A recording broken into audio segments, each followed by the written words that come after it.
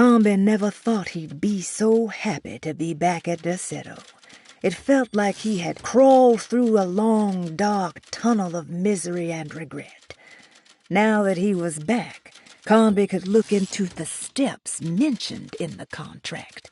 But there was one thing that gnawed on him. What exactly did this have to do with Dr. Gray?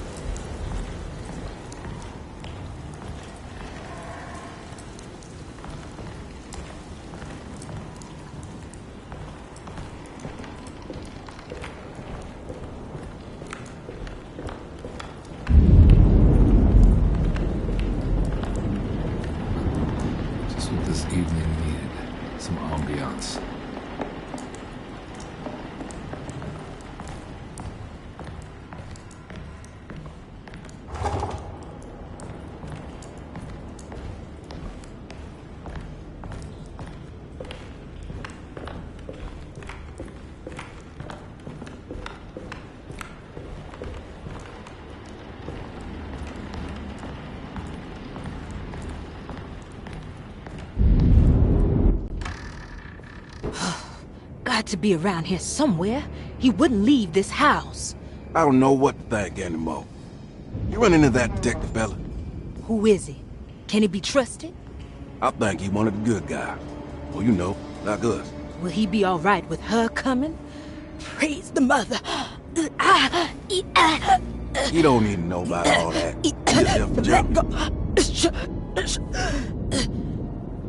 Just calm down. It ain't time yet. God, it hurts. As far as I can tell, Detective Comby seems to be solving problems, not causing them. Just be ready in case he starts anything.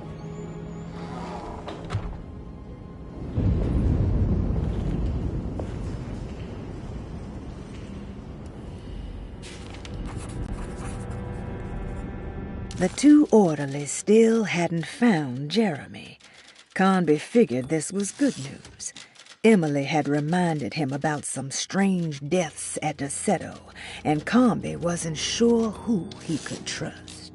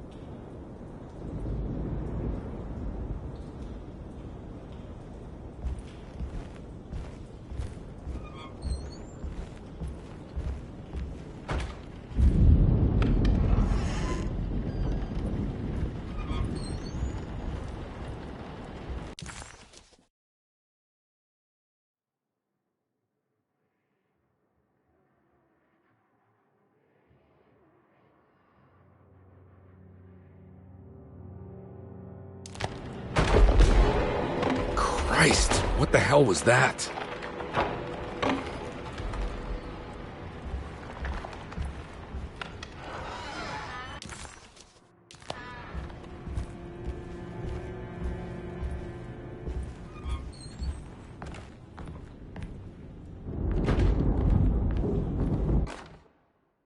We must have faith that Jeremy's pact with the Dark Man is a bluff. If we are lucky, our visitors will find him and prove it's all nonsense before night falls.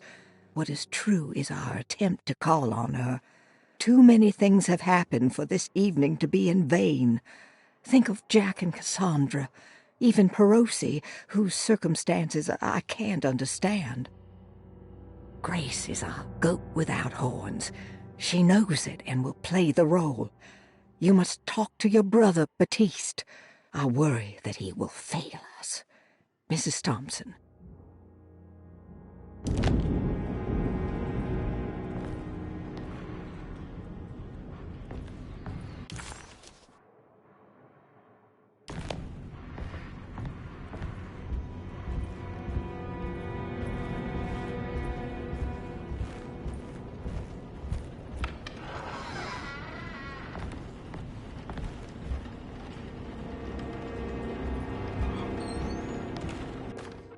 Lunacy and the Astarte Artist Colony, a monograph by Yael Klein.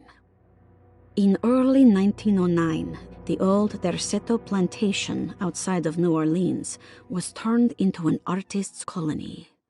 3 famous European artists rented the house and the surrounding land from the owner, the Ledoux family.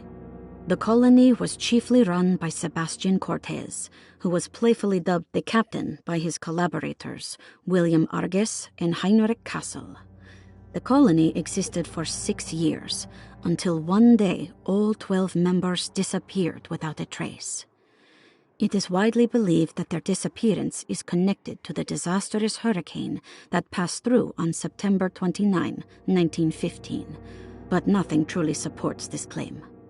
What is known is their frequent participation in New Orleans nightlife, their love for hosting parties, and their elaborate contributions to the Mardi Gras parades as the Pirates of Pontchartrain. Accounts of their lifestyle can be found in almost every gossip column. It can effectively be summed up as carefree and bohemian. In late June 1909, the name Astarte first appeared in the newspapers. Cortez said the name came to him as he was painting. There is never any claim to knowing about the ancient Phoenician fertility goddess with the same name before this time. His fellow colonist Heinrich Kassel did know, because he later produced sculptures that show clear references to ancient idols of the goddess. It's impossible to know for sure how this name suddenly made an appearance, but it is interesting because of Derceto's history. Even the name Derceto is the Greek name of a Syrian fertility goddess.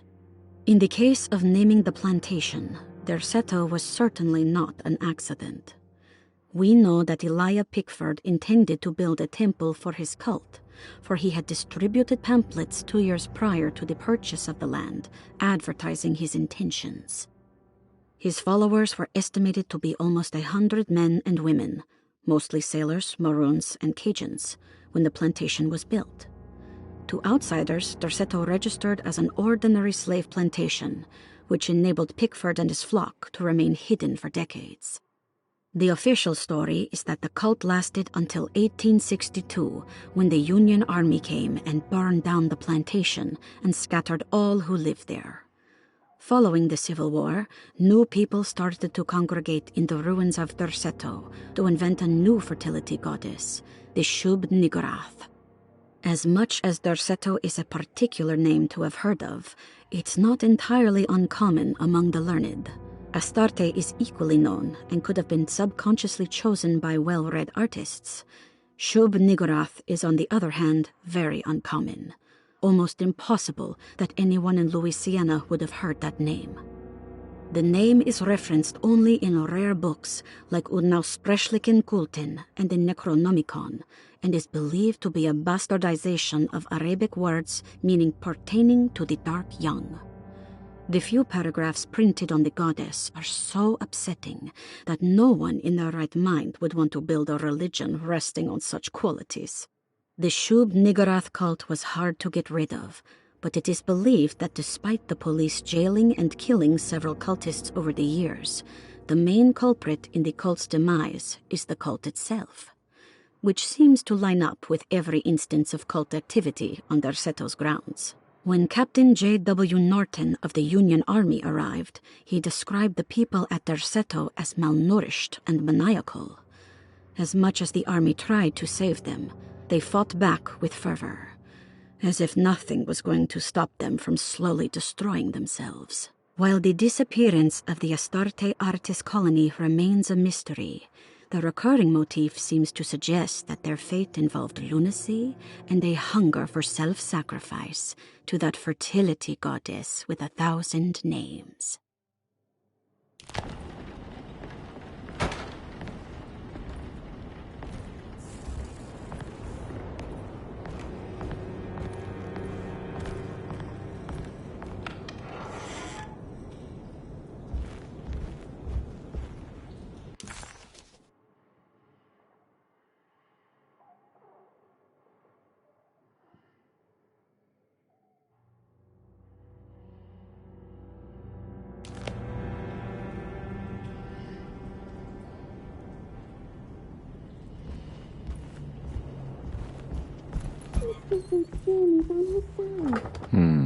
He trusts me.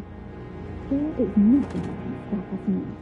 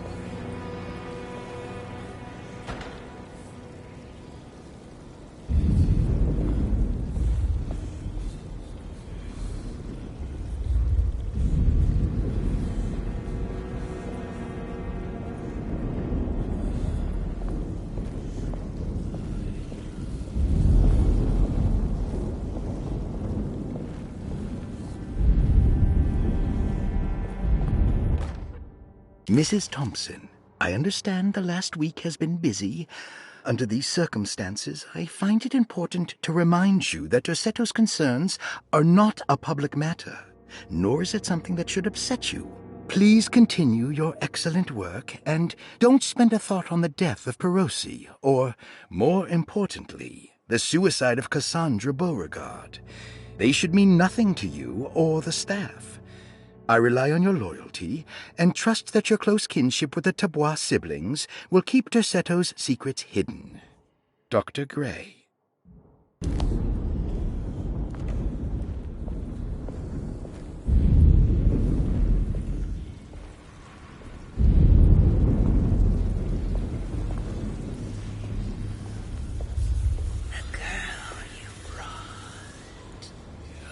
What is that?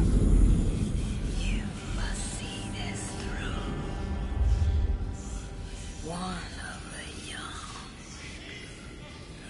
This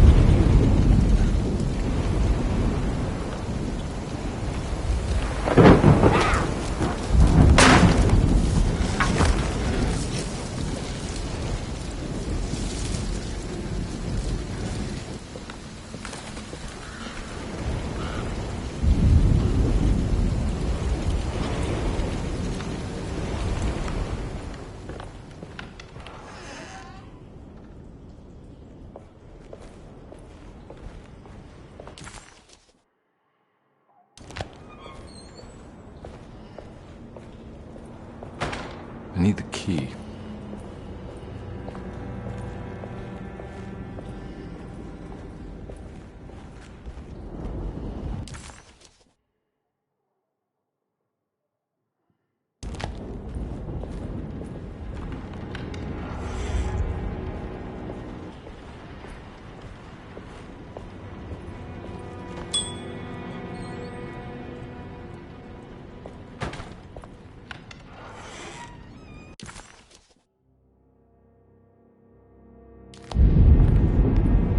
There must be a spare key to Dr. Gray's office in here somewhere. I need the key.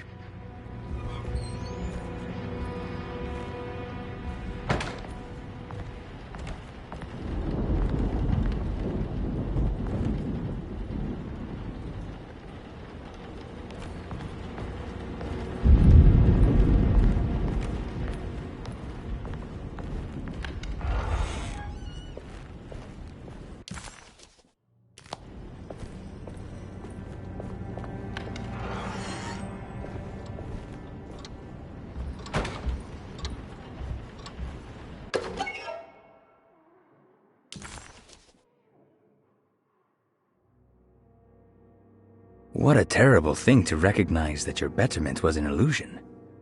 That you are so infatuated by the virtue of struggling that despite all your hard work, you made no real efforts to ever become well. Or that the treatment becomes such an obsession that instead of letting your wounds heal over time, you tear at the flesh in the hope that it will heal better and faster.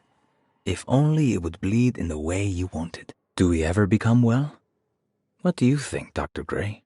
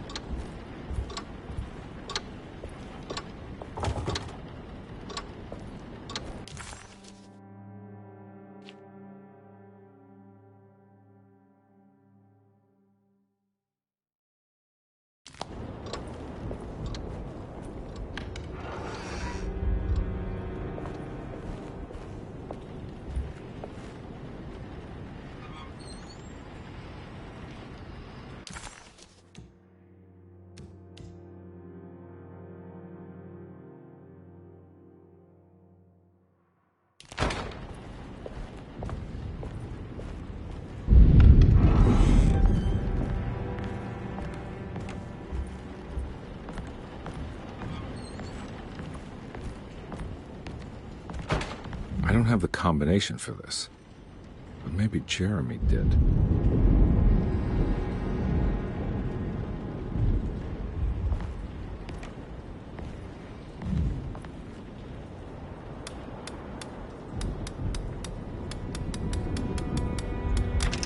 It worked.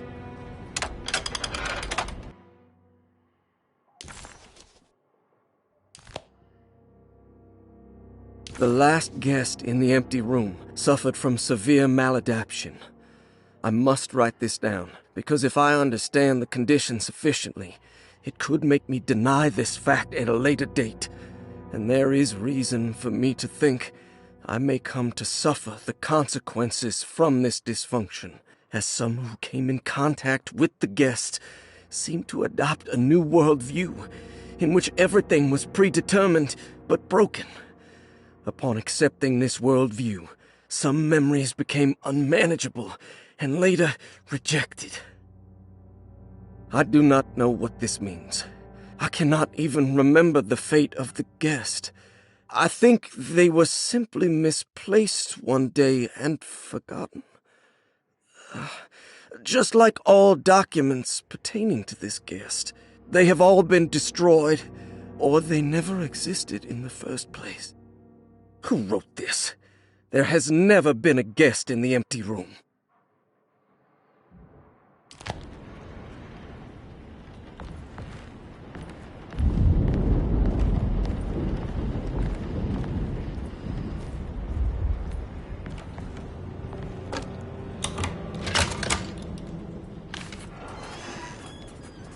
Dr. Gray's office, all to myself. Let's see if we can figure this guy out.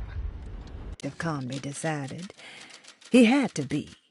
Either Dr. Gray was using the idea of the Dark Man to manipulate and torture Jeremy, or the Dark Man was an actual powerful being possessing Jeremy. And in that case, Dr. Gray was simply a stooge. Maybe both could be true at once. Conby felt his mind racing in all directions. No matter what, he had to find a way to break the pact. That was what Jeremy said was needed.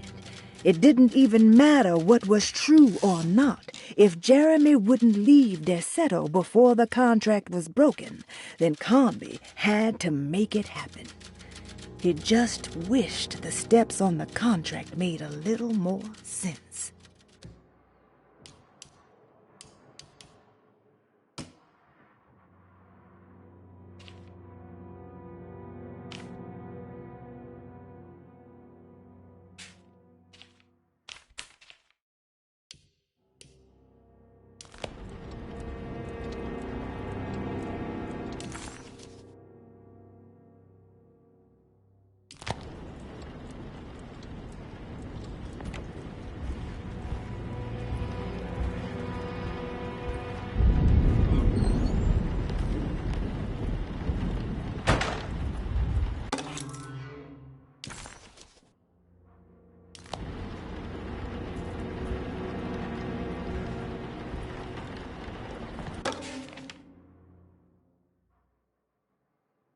This is where McCarthy has hidden my favorite young. It's very important.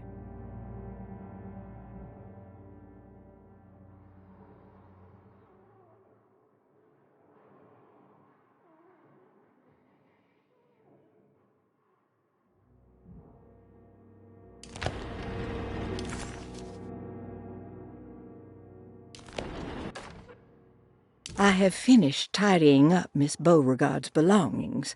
I will leave it to you to contact her agent and have them collect her things.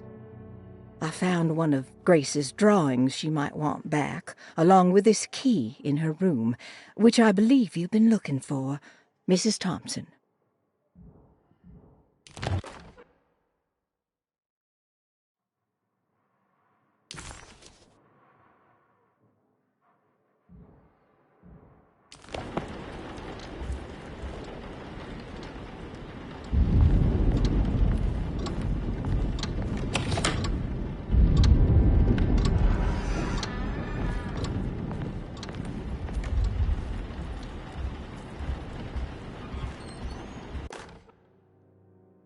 Dearest Dr. Manzetti, I find myself in a losing battle with my patient.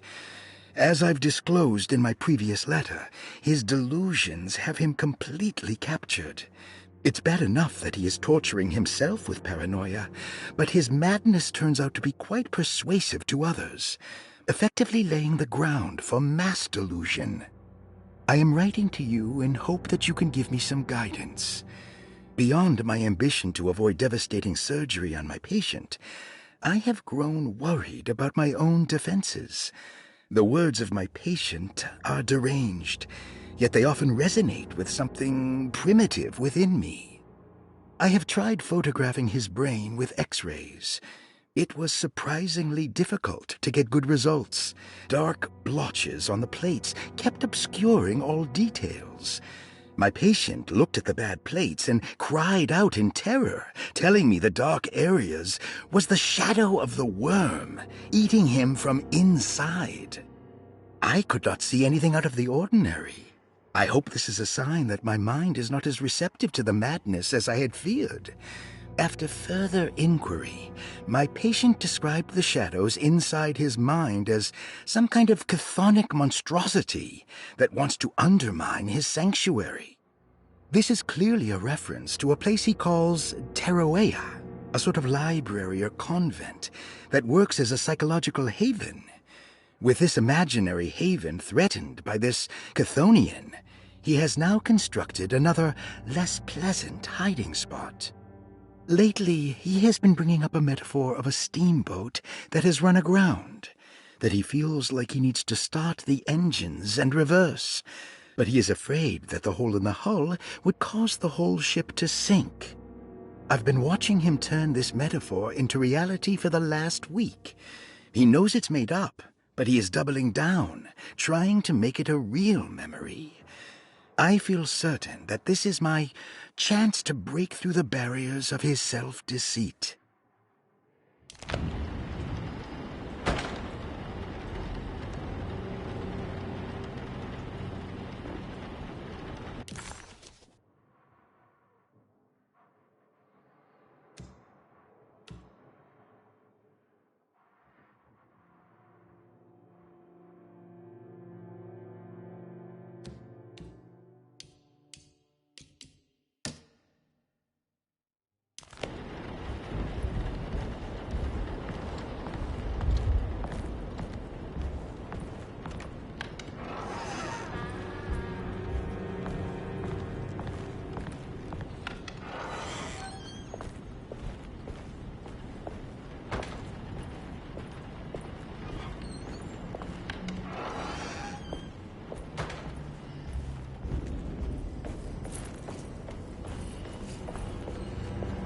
I need the key.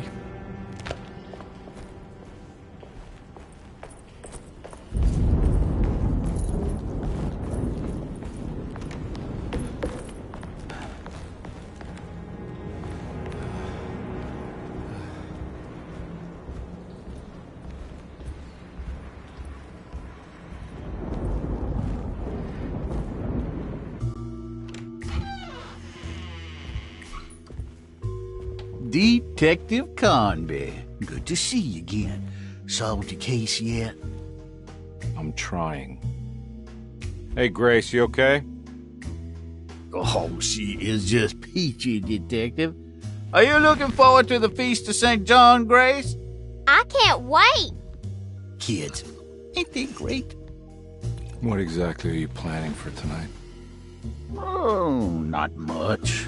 We eat, we drink, we pay tribute to the wishing tree in the conservatory. The usual. Then why all the excitement? There is just something about tonight. Something's different. I think we all feel it. Besides, we got ourselves some new words for the prayer thanks to your buddy Jeremy.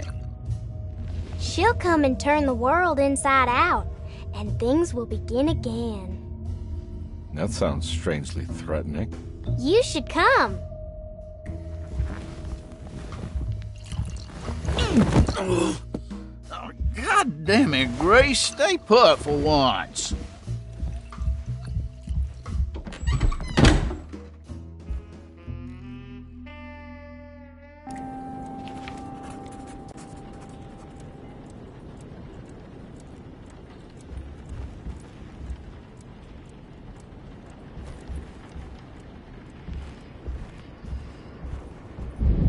There's something missing.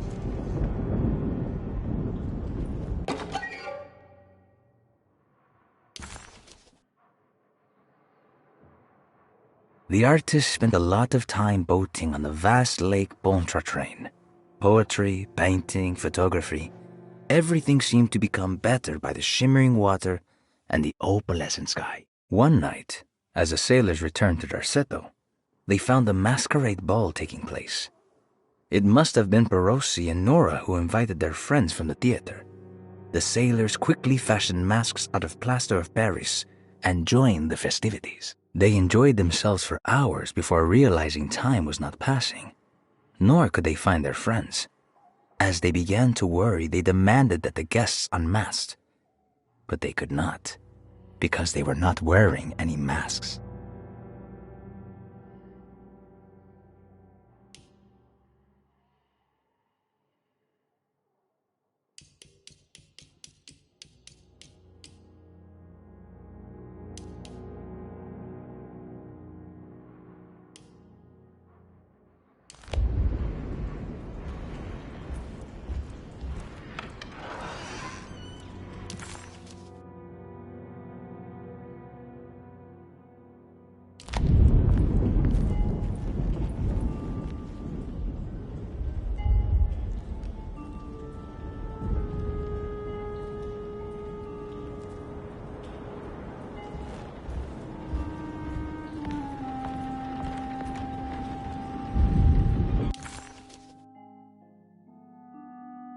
McCarthy was a deadbeat.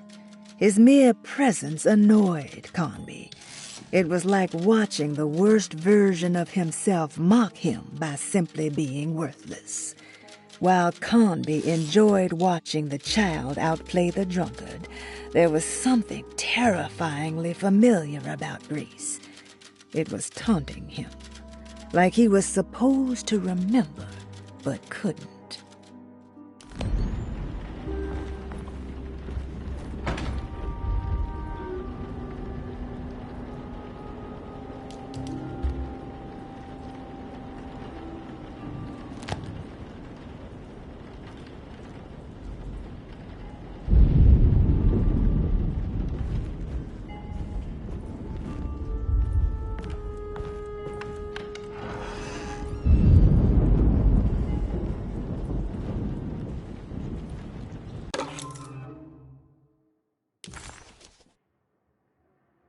Better hold on to these. Wouldn't want them to get lost.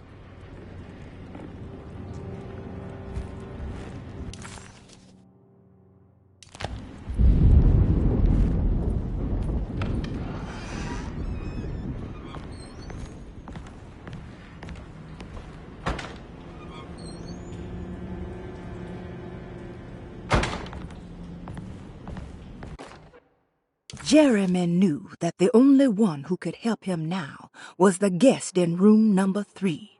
The room seemed to have been empty for so long. But that wasn't allowed to be true. The story needed to be different.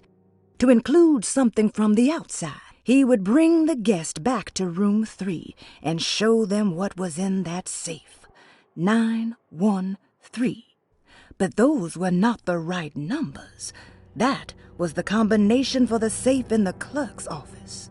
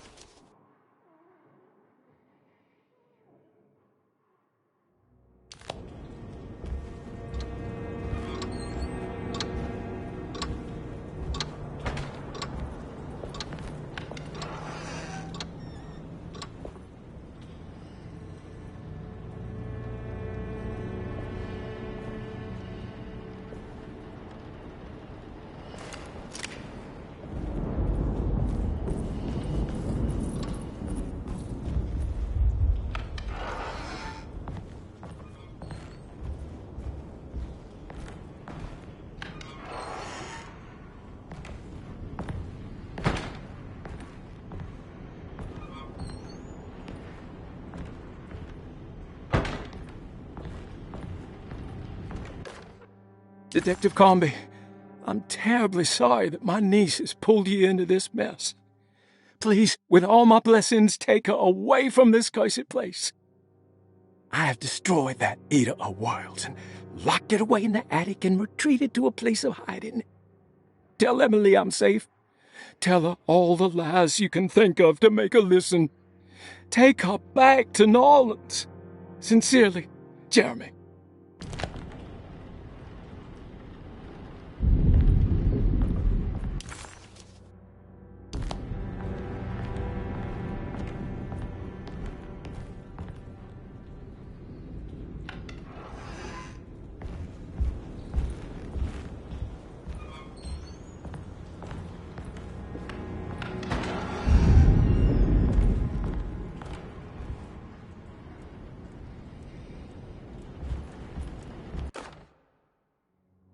Brother, I need you to trust me. This is the most important moment in our family's history. I know you have doubts and that the terrible Mama Loa told you lies. I would never betray you. I promise. Lottie.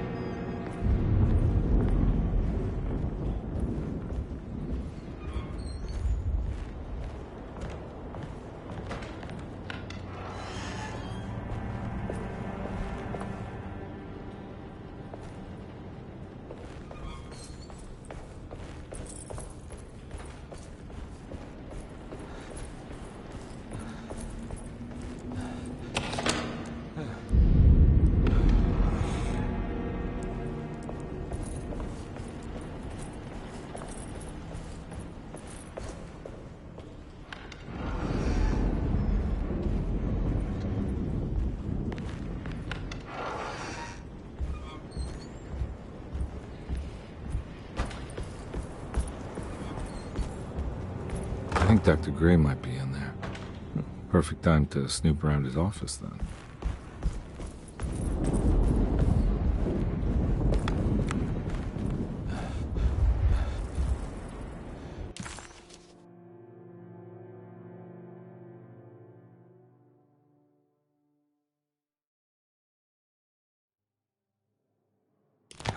It's blocked.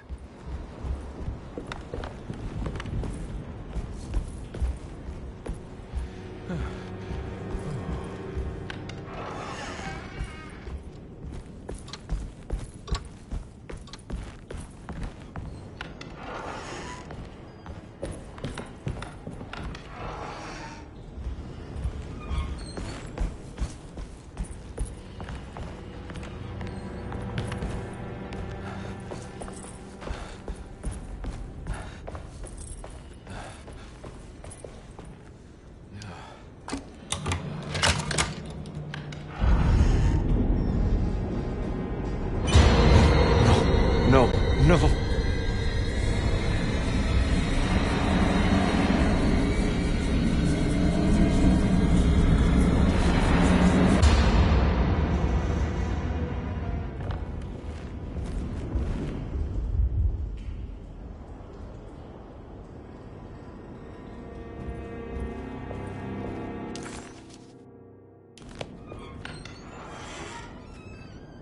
Surprisingly neat. Maybe I've been selling that old barfly short.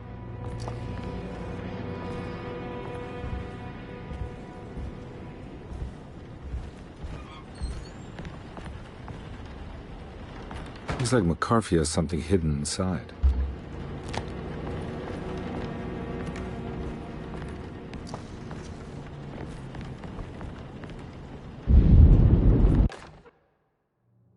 Sometimes I think this place makes me worse.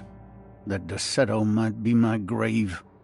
A coffin made of ostentatious architecture. A Taj Mahal for the drunken depressed. There's something about Derceto. Something about Dr. Gray. Like we all pretend that we're here to get better, when in fact we are here to be forgotten.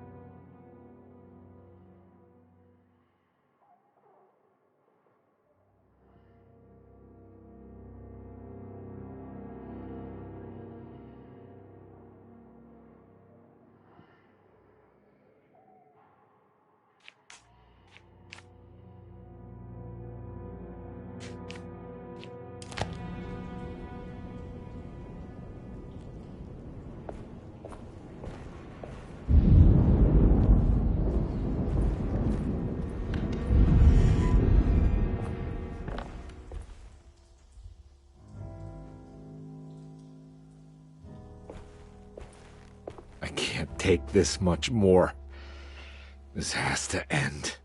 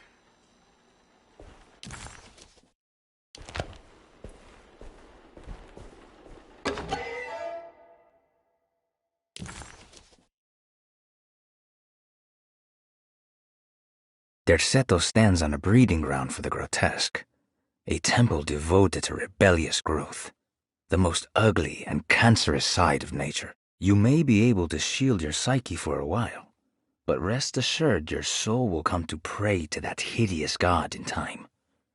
That is the story of every man and woman who gather around that ancient arbor. They all croak, bark, and bleat because their own bodies are afraid and they wish to repel the evil those words conjure. Iya! Iya! Instead of that blasphemous name, they gossip in hushed whispers the name of Derceto, Astarte, and the black goat of the woods.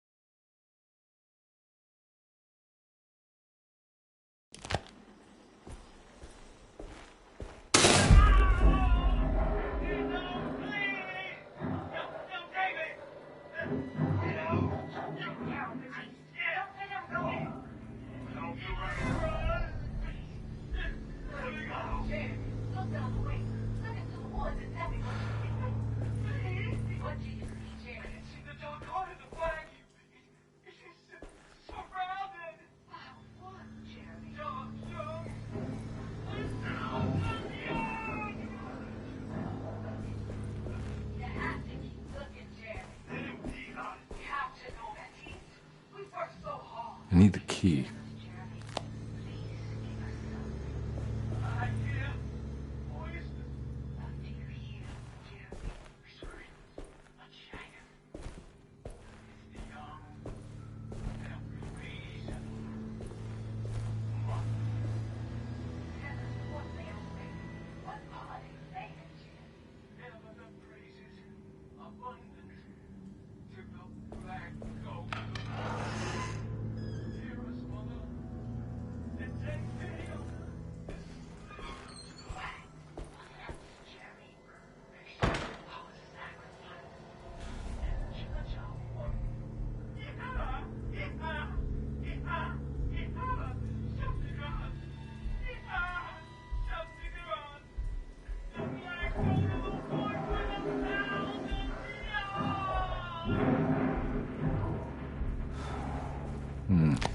I need the key.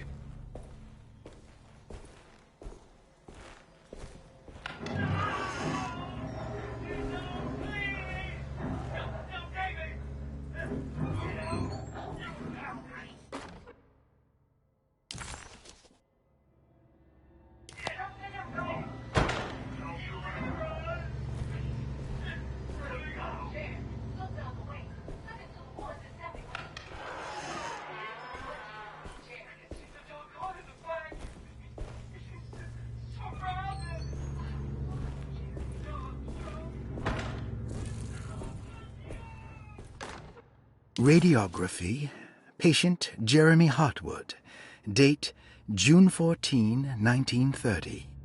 Plates. Jeremy's skull proved difficult to capture properly. Partial radiographs worked best. A complete picture of the brain can be assembled by piecing 3 plates together. Observations. Even when looking at an assembled version, a shadow covers significant parts of Jeremy's brain. Possible tumor, but more likely that the equipment is failing. Jeremy reacted strongly to the pictures and claimed to see a giant clay worm eating and displacing his memories. Notes. While this exercise has left me nowhere closer to an answer, I feel confident that a Burkhardt lobotomy should sever all necessary parts.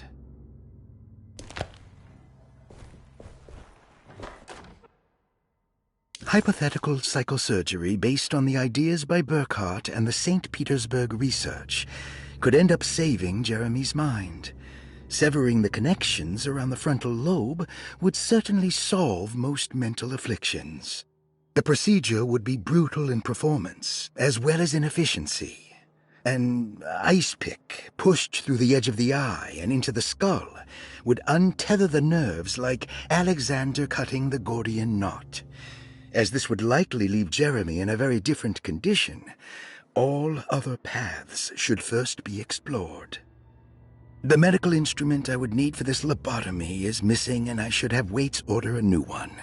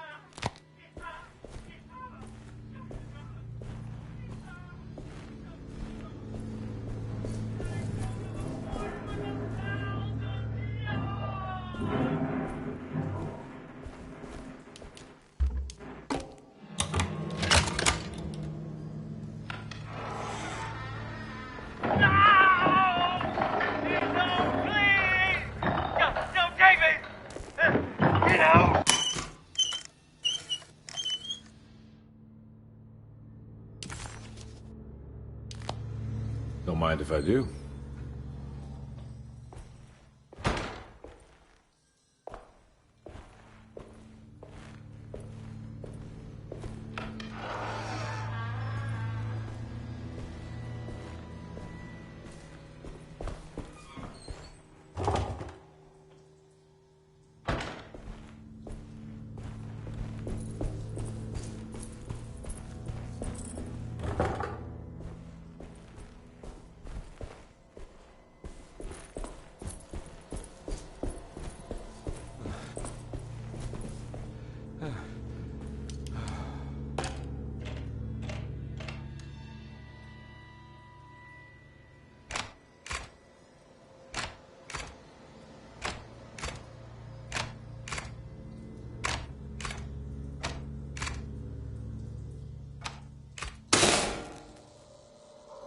That's better.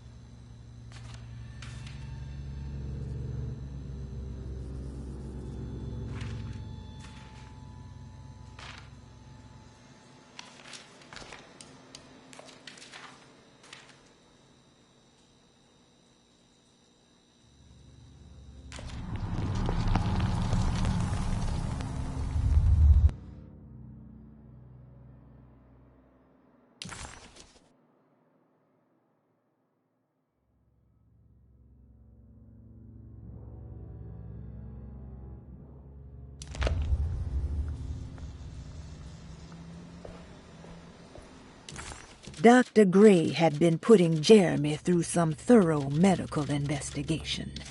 He was trying to break through Jeremy's stories and get to some truth, just like Comby was. Could Dr. Gray have been trying to break the contract as well?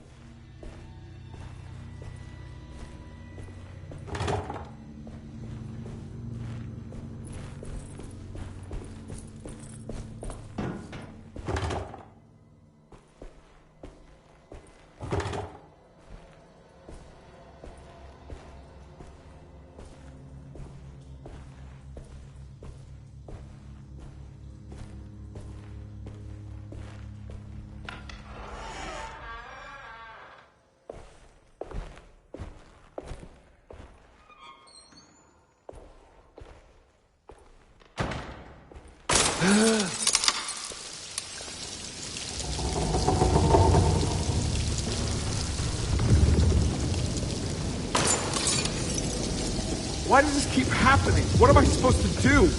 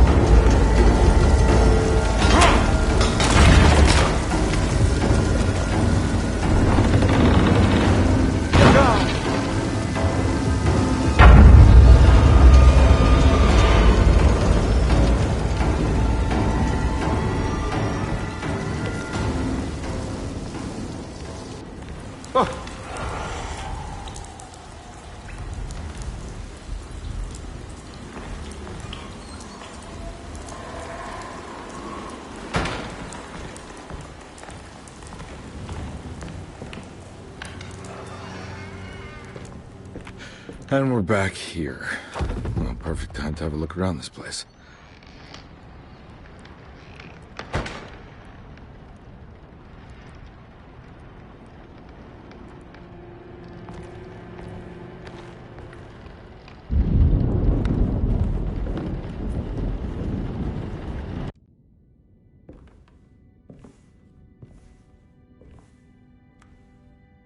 They're coming. I have freed hellish forces, and now the price must be paid. Derceto is the prey of evil. The sun has set. They will find my body, but will not have my soul. I can imagine the Master's fury and the terror in the hearts of his slaves. I hear their footsteps. Some may understand what I have done. May God forgive me. Farewell. What would happen if I refuse? Would the whole world come apart? Or would everything conspire to make a new story? Maybe one where I live.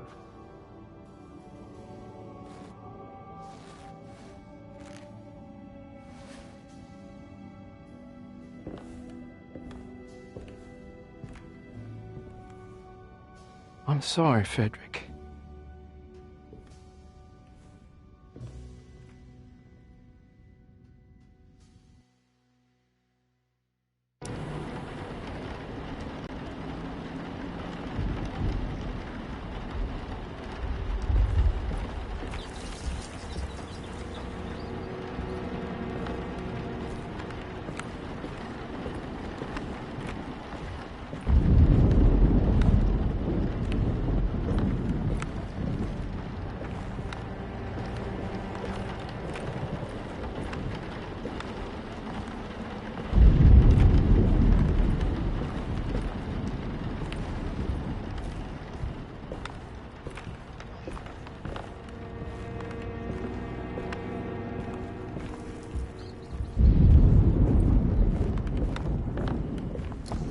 What is that?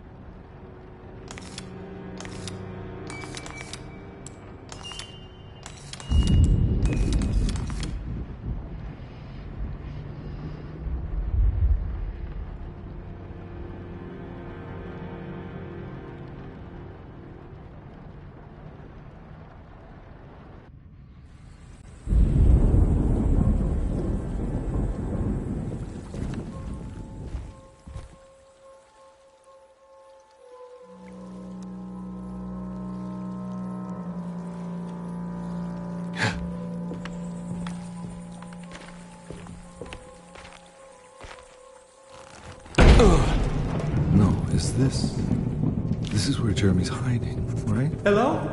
Is anyone there? Jeremy? I need help! Wait. Can you hear me? I'm stuck in the mud and the fire is taking Jeremy, where are you? me. The motor is dead. I can't do anything more. Hang on, Jeremy. I'll figure something out. I'll get the boat running.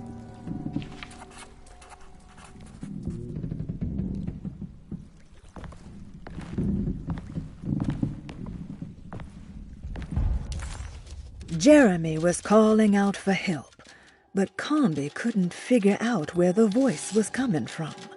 For a moment, Comby wondered if the boat itself was Jeremy, or if he was below it somehow. It didn't matter right now. Jeremy was clear on one thing. He wanted Comby to get the steamboat running and out of the mud. Comby entered some new, mucky dreamland of Jeremy's, a long-abandoned steamboat aground in the bayou.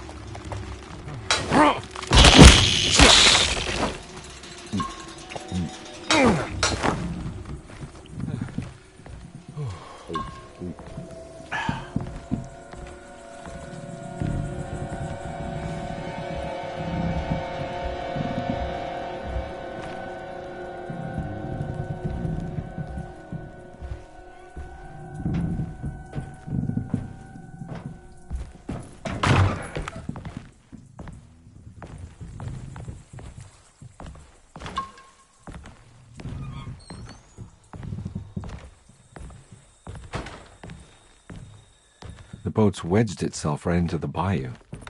If I get the motor started, I could try reversing back into the river.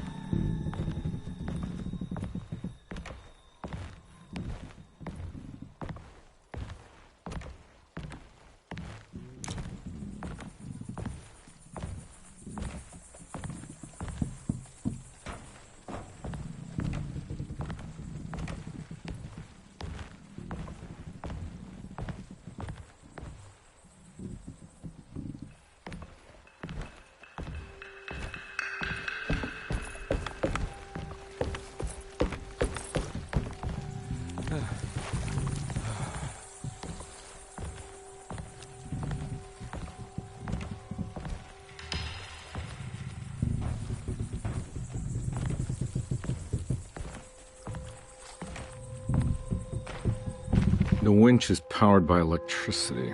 I need to find a way to turn it on before I can use it.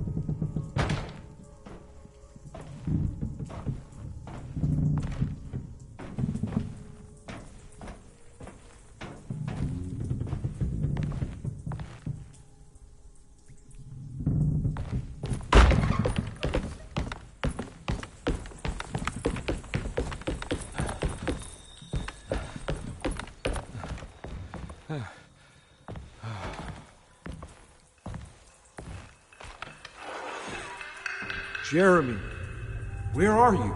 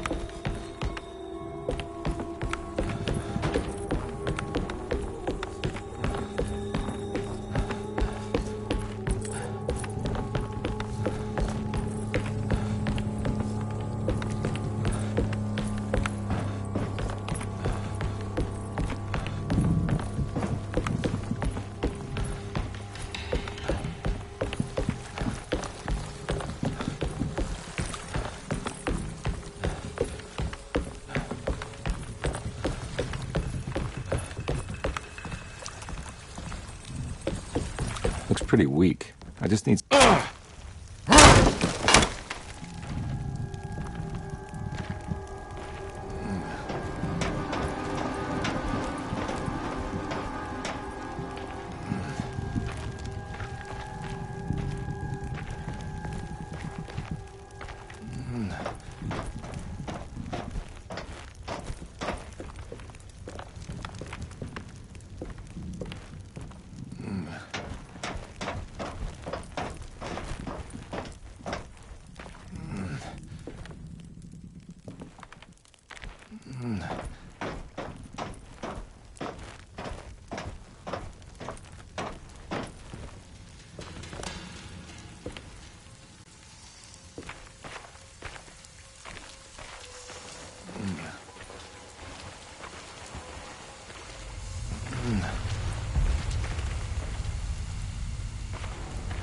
This definitely needs fuel.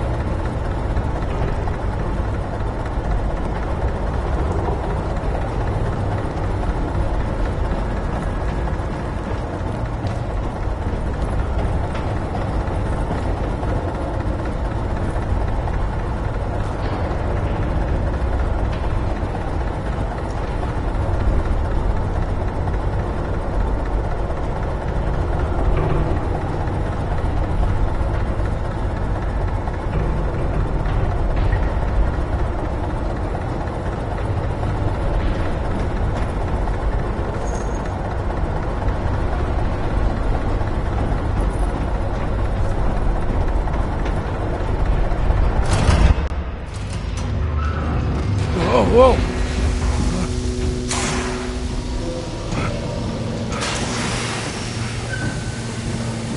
I'll try.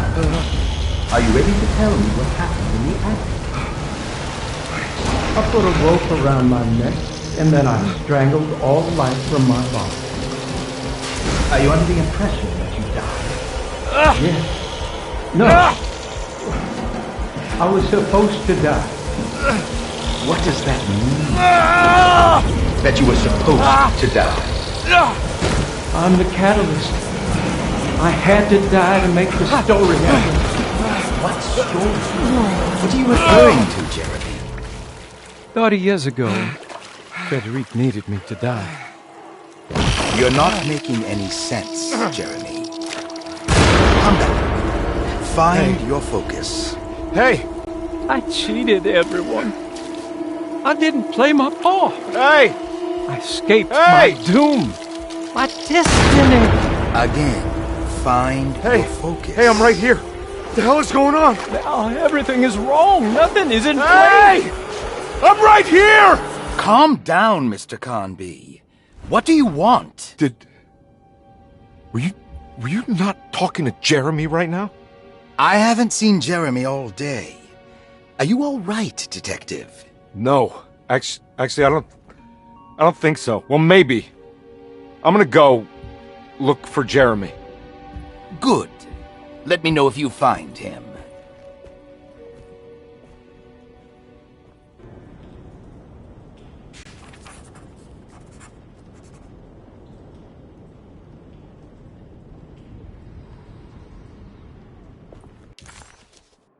Jeremy was calling out for help, but Comby couldn't figure out where the voice was coming from. For a moment, Comby wondered if the boat itself was Jeremy, or if he was below it somehow.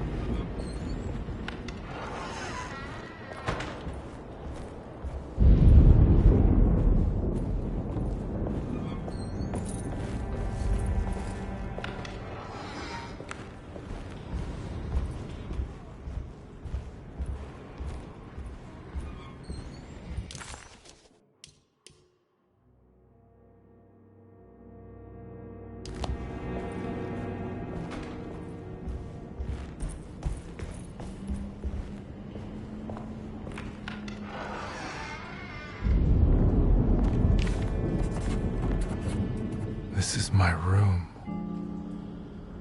I belong here.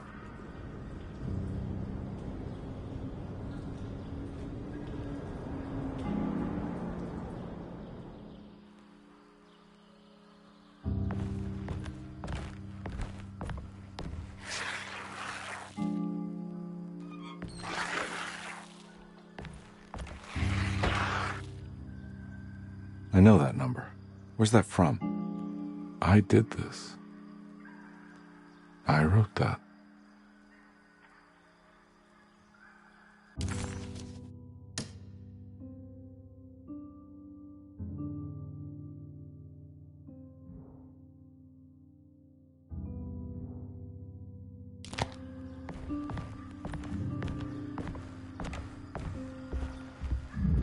I know the combination. I carry it with me.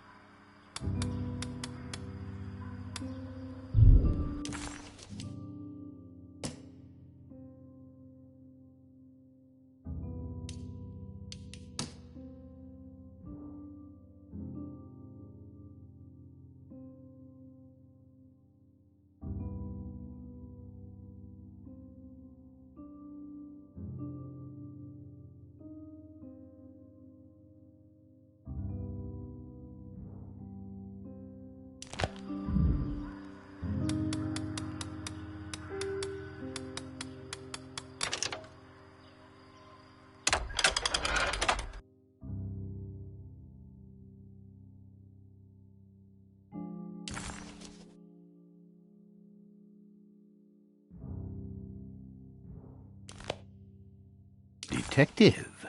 I have made many discoveries in my case. The child we want is safe, thanks to good people like me and you. We're so similar, but you don't see all the things I do. To find your man, Jeremy, you also need to look for the girl. It has always been that way. The young deliver us all. You should have a look in my room. There's a piece of the puzzle you will need. Take care now. My coffee. How long have I been here?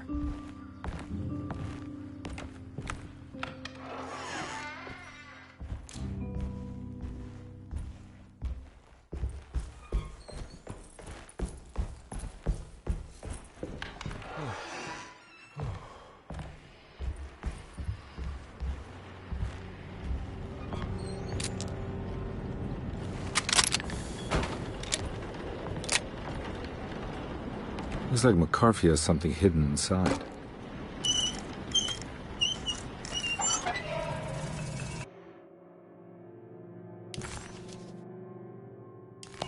Why would McCarthy lock this up? Was he trying to keep Grace from completing the shank? If so, couldn't she have just made another drawing?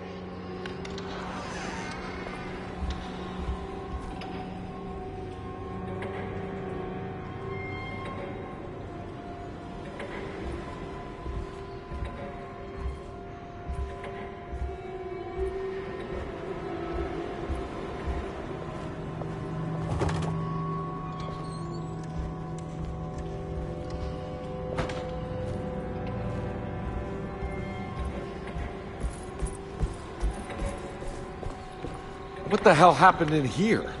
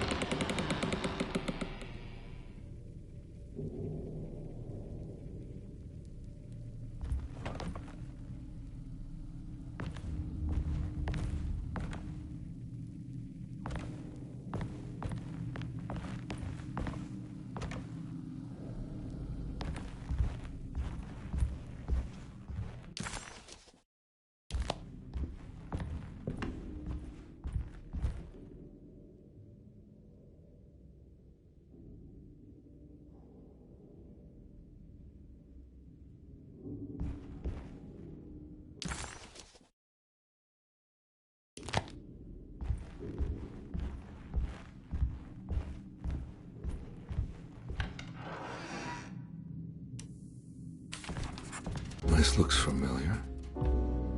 How am I back at the office? Jeremy's never been here.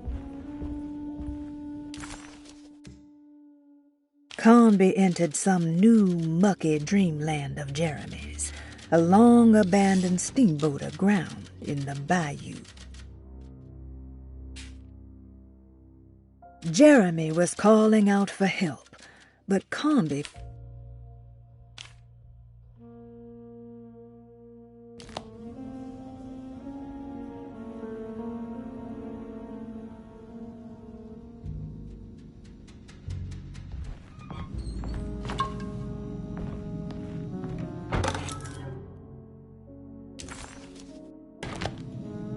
That's me, isn't it? How long had it been since I drowned myself in drink and depression? It had all felt so peaceful, slipping away into oblivion. A welcoming, dark voice wrapped around my mind like a heavy blanket. It turned off suddenly as I woke up from the sound of my office door closing shut. A messenger had left a telegram from Mrs. Saunders. She had a lead on where to find her husband and her kidnapped daughter.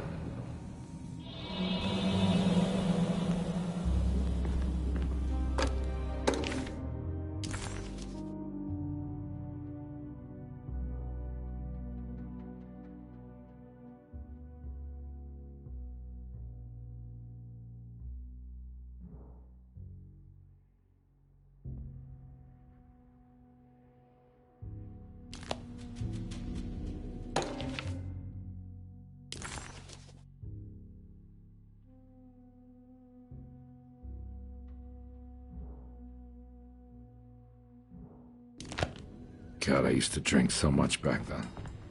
When was this?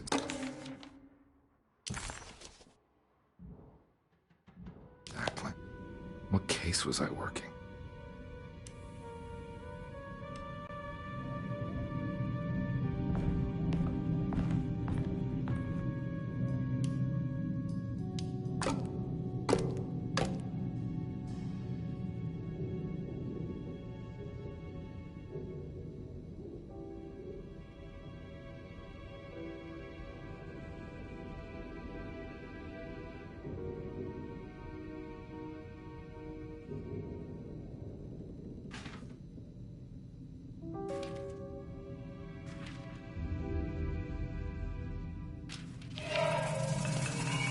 I remember this case.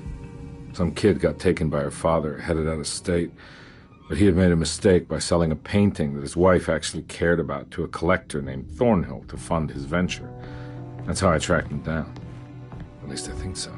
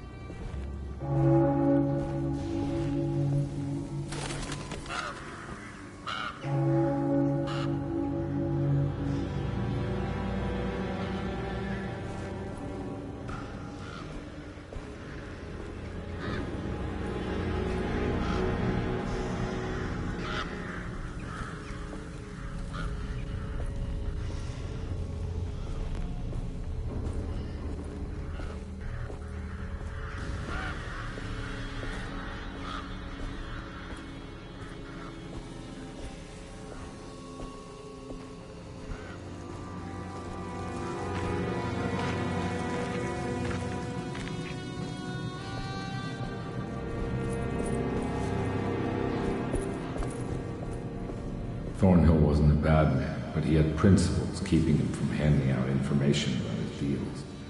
So he needed some convincing.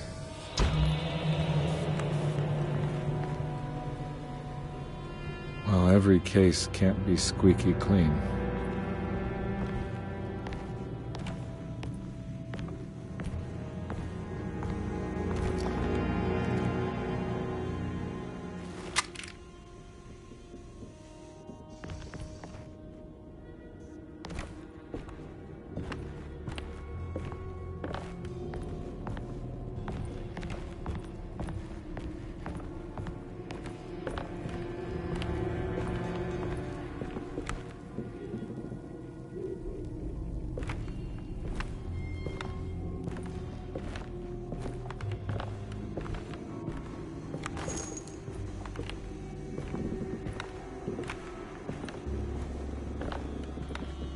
Mr. Saunders had sold a valuable painting to Thornhill, hoping the money would carry him to wherever he was going. The painting, now leaning on an easel in Thornhill's bedroom, had a certain mesmerizing gloom that seemed to call out to me, telling me I was needed for something important. I felt myself falling into the painting, only being brought back by Thornhill, thrusting an address to a Hotel St. George into my hand and asking me to get the hell out.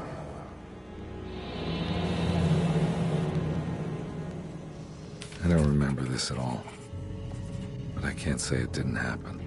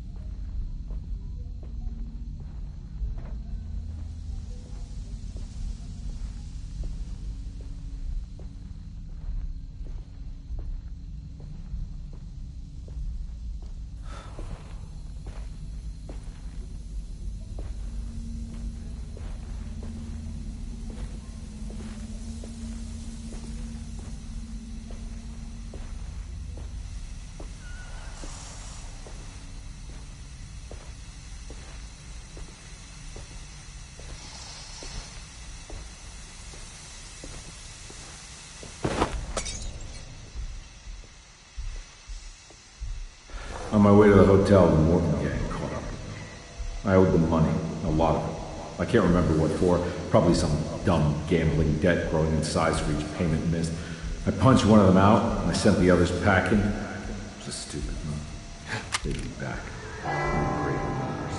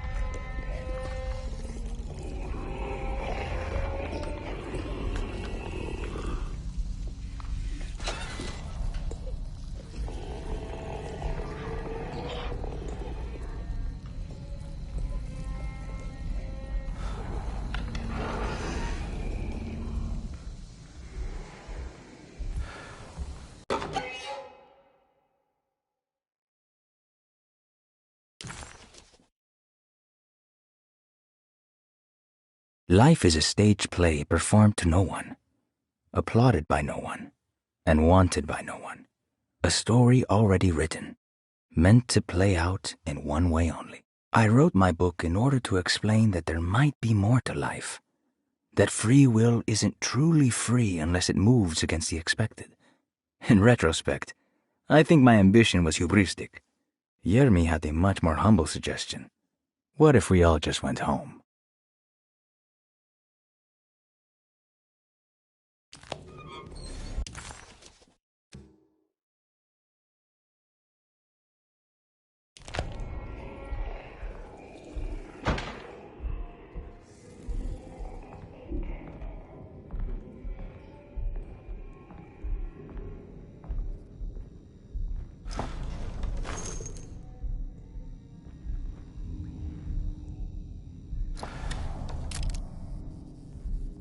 I found him.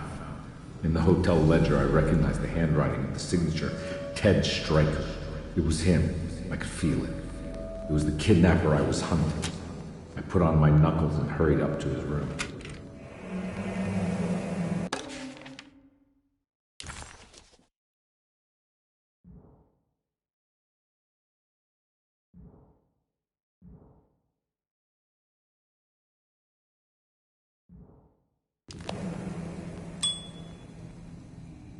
Something about that name, Ted Stryker, rings a bell. Feels vaguely familiar.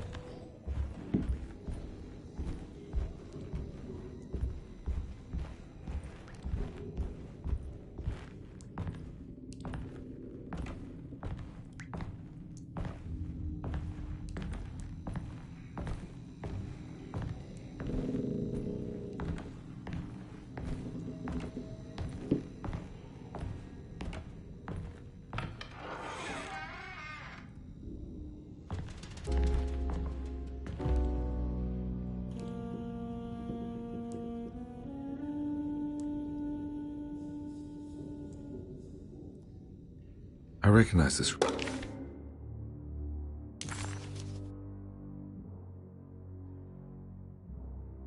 But I didn't catch up with them here.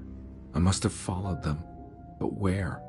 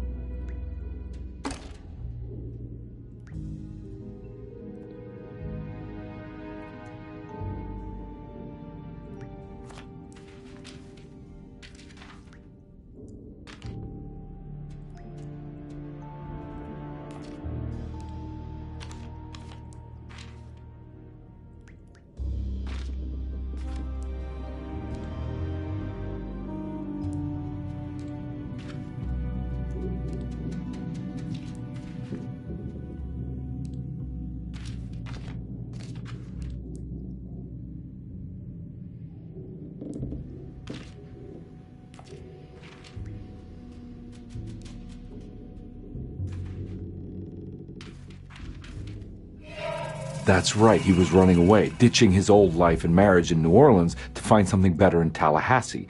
And he took his daughter with him against the will of the mother. That's why she hired me. But I stopped him. I caught up with him at the Pearl River Bridge.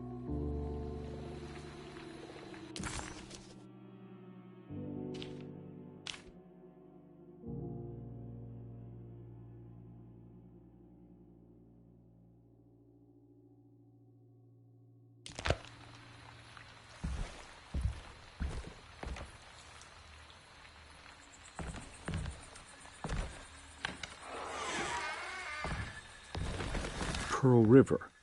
This is where I caught up with them. This is what the Dark Man wanted me to revisit. But I'm still not seeing it. What am I forgetting?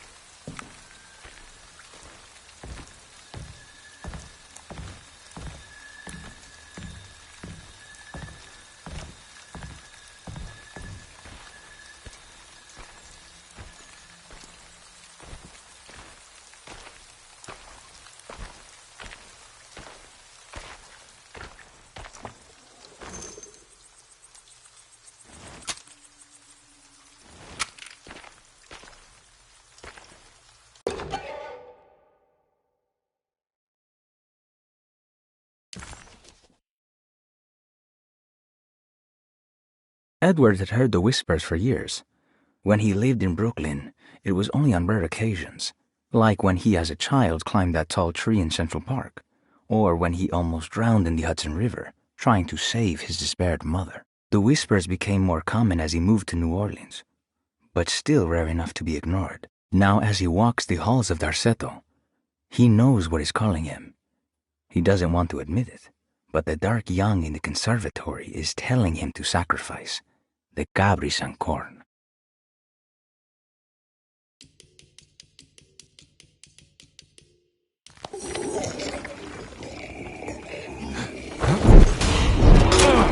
Yeah.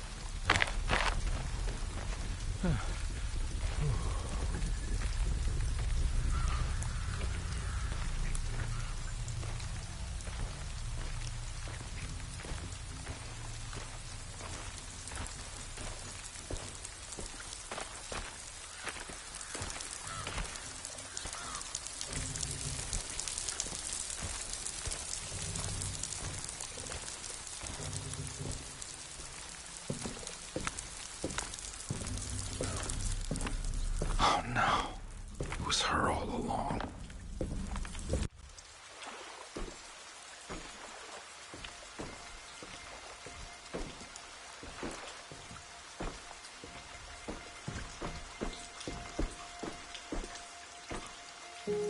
I can't believe I didn't recognize you. I looked a little different back then, I suppose.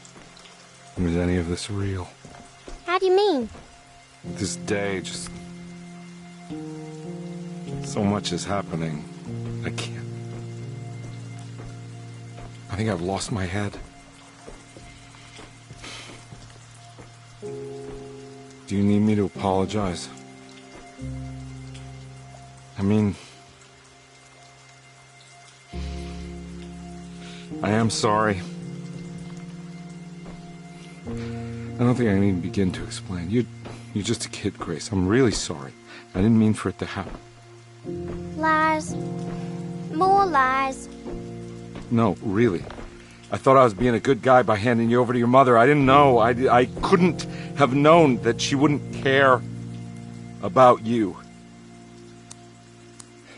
I don't know how this works. What is this for? Some form of admission of guilt. Maybe acceptance. It's what the Dark Man wants. I guess we just watch my father die again, then. You think he's alive? I know he is. He's down there, scared that he won't be able to get out. That he will drown with his daughter again. What are you saying? We gotta save him! We? Do it yourself. I'm down there with him, remember?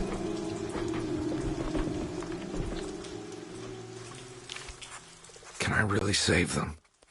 This all happened so long ago. I have to find a way to get down there. I have to see it with my own eyes. There was a boat at the house where I entered. There must be a way to save you both, right? Why else would I be here? Maybe the Dark Man just likes it when you suffer.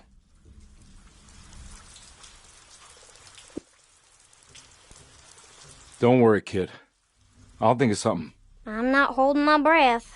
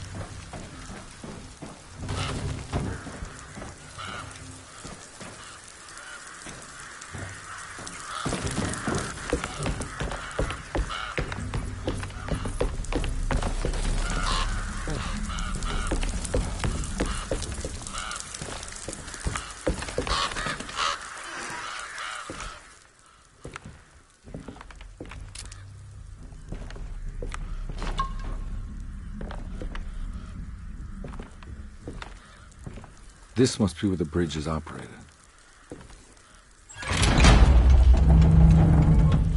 Nothing's happening. It's like something's holding it back.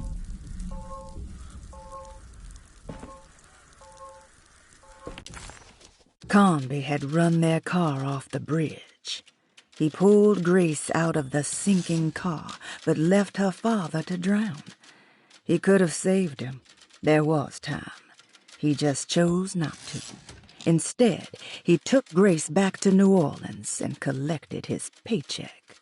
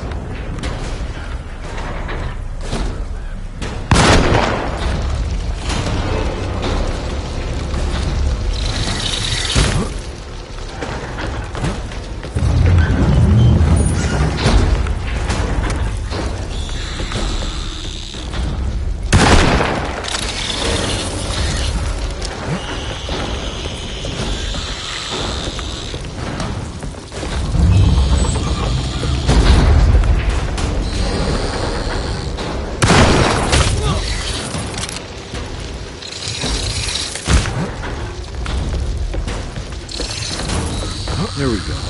I should be able to pilot the boat on this bridge now.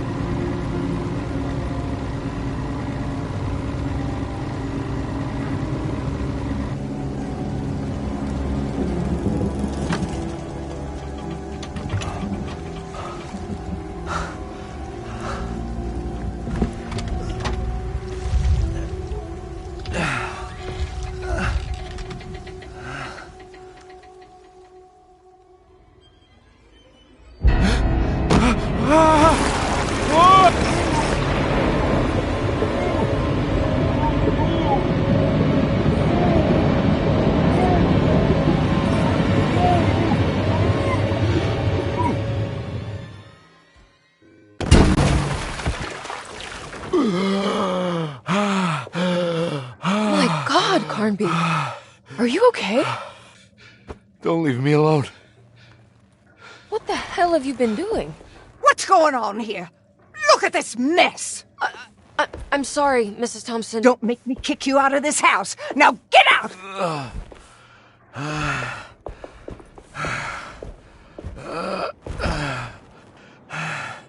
Hey, Detective. Mr. Carnby. I'm really worried about you. I'm okay. I just need to catch my breath for a moment. This place? There are some very disturbed figures around here. And I don't think it's just the patients. I've been reading some things about how Derceto has a deranging effect on people. I think it might explain things.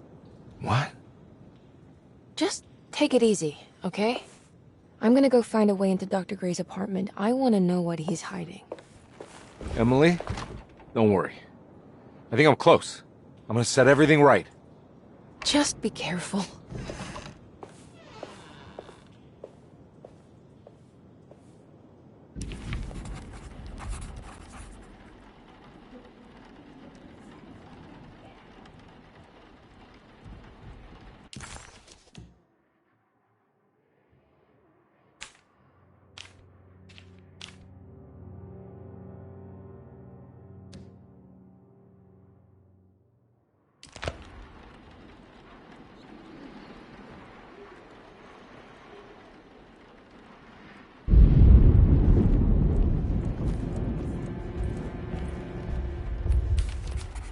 I'm not going in there. She's clearly had enough of me.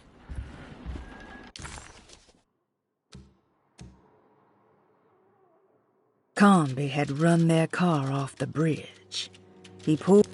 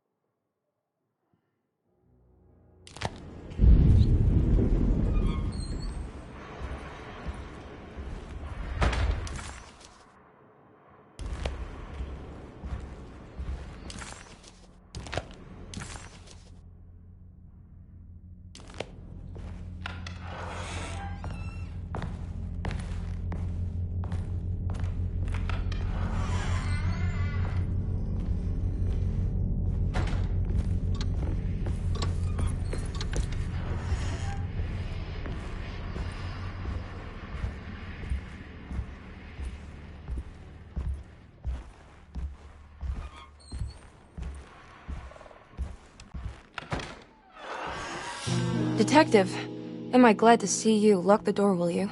I don't think Dr. Gray would appreciate us snooping around. What's going on here? This feels so strange.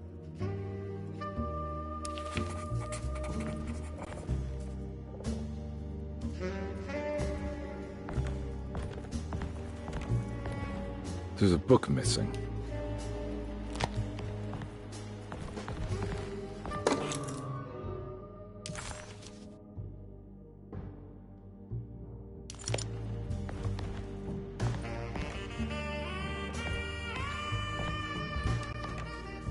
Have you found anything? What? Yeah, I've seen some things. Okay. Let me know if there is anything you want to talk about.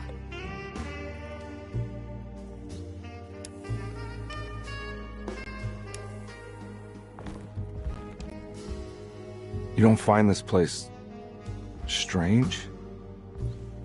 Derceto is certainly one of the stranger places I've been to.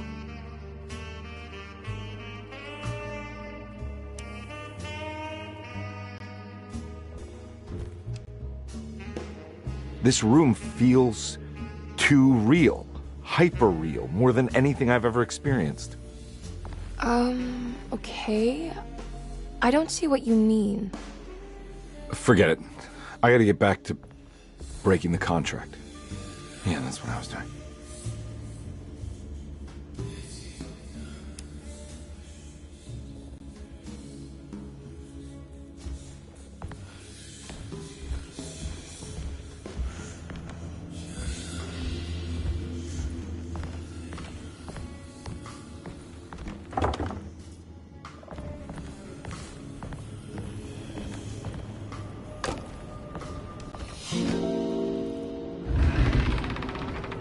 What did you do? I was just rearranging the books. Well, come on, let's check it out.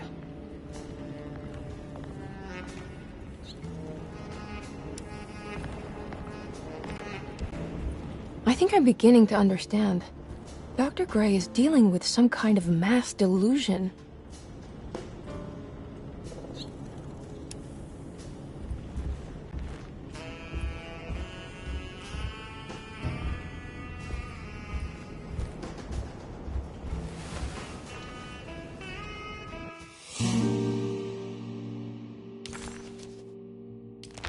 Huh. Has that been there this whole time?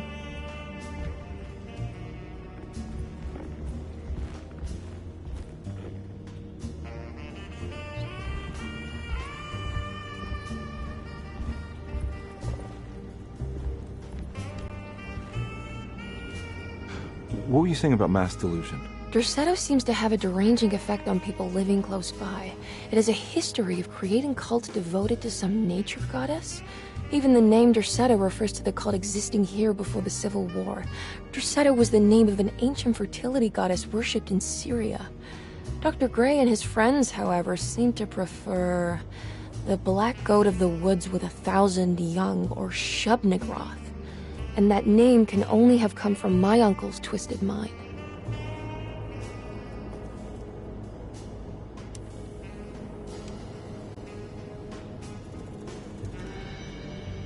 You think all of them are in this cult business?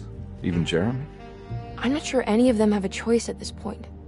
We just need to find a way to stop all of this.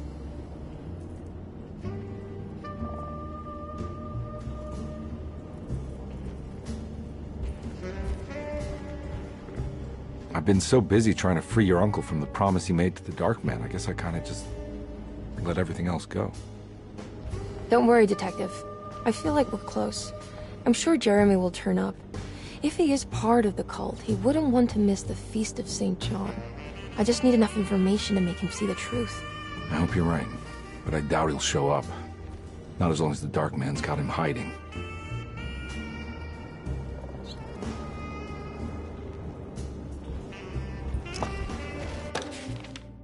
Good to finally meet you, Mr. Hartwood. I'm here on the behalf of your brother Philip. You were expecting me, weren't you? Yes. You're from Derceto, no? That's right. I just wanted to ask you a few questions to see if there is anything I can do to help you and your family. Okay. I understand you're full of imagination. You make up a lot of things. I suppose. And you obsess over them, blurring reality and fiction. Sometimes. Do you want to tell me about the Dark Man? No, I don't. That's all right. Perhaps there is something else you can tell me. Something you know to be made up, but you hold dear. Juan? John? Who's John? No, Juan Luis Jorge. Oh, wait there a moment. Here, take a look. Is he... Oh, he is the author. It's a magnificent book. Life-changing even. The real Juan is long dead, but I like to think of him as my friend. My most beloved friend. I see. Do you often do this? Fantasize about people you read about? No. Well, there is Jacob. Who is Jacob? Turn to the last page. Oh, it's a newspaper article. The Prisoner of Ice, Jacob van Ostad. Is he also your beloved friend? Oh, no, Doctor. Not at all. He is the fire that fights fire. Yes, I think it's clear your overstimulated imagination, this mania, needs to be tempered for you to live a normal life. I know your family calls it the Hartwood Curse, but I want you to know that there is nothing supernatural about your condition. It's all inside your head. And with that, I'm very qualified to deal with. In time, you will be cured. In time. Yes, in time we will exorcise all your demons, all the dark men. Yeah!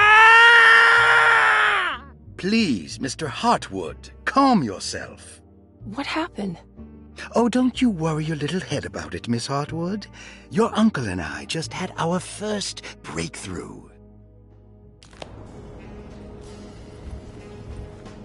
That mark on the floor looks like talisman positions, but from which direction should I look at it? The Snake Dagger, a monograph by Yael Klein.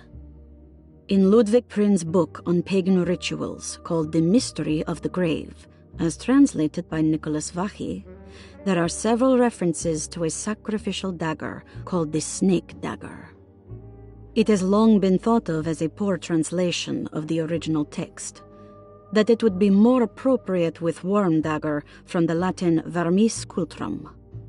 This seems natural following the recent consensus that the original title of Prin's book, De Vermis Mysteris, should literally translate to the mystery of the worm. However, this would take away from Vachy's great effort at translating the underlying meaning of the words and revealing several cultural beliefs. While Prin certainly was using the term worm as a symbol or synecdoche for death and the dead, which is made clear by the contents of the book, in the case of the dagger, we shouldn't be too hasty to dismiss his translation. Reading through Vachy's correspondence with his patron, it appears that he had more than just the Latin text at his disposal.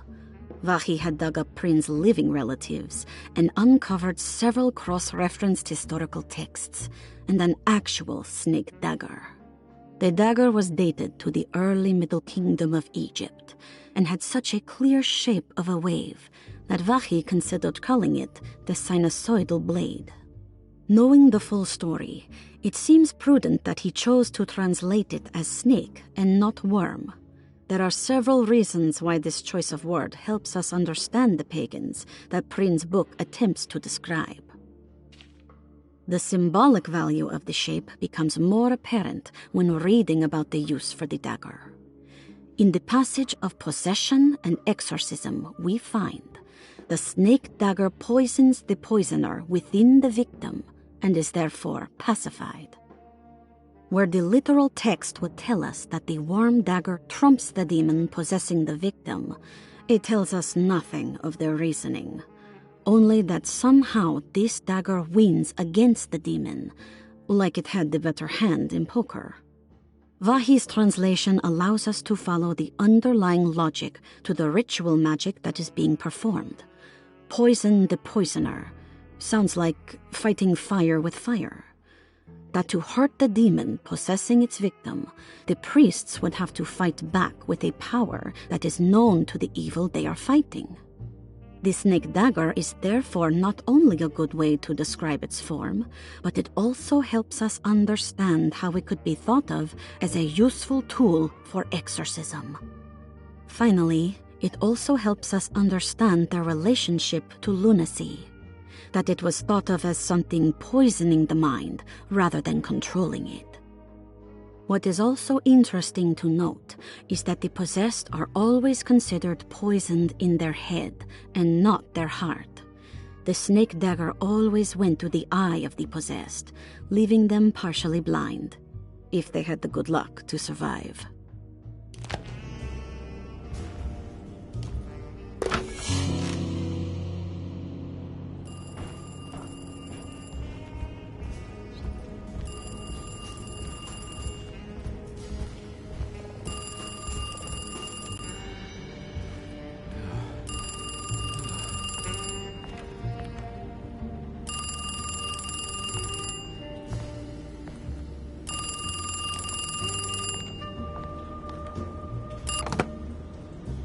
Hello? Detective Carnby? Who is this? Jeremy?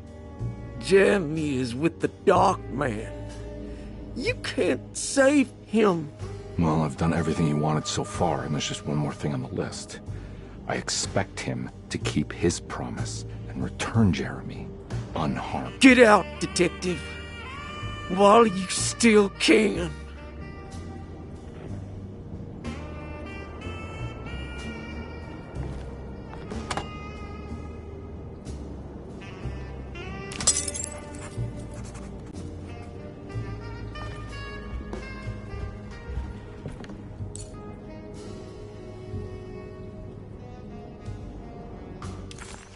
Detective Conby wanted nothing more than to make sense of it all, but clearly that was not in the cards right now.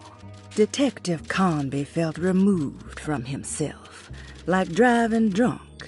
He carefully tried to navigate his environment. What the hell was going on? Was he finally losing his mind? At least Emily was here to call the police if he went off the deep end.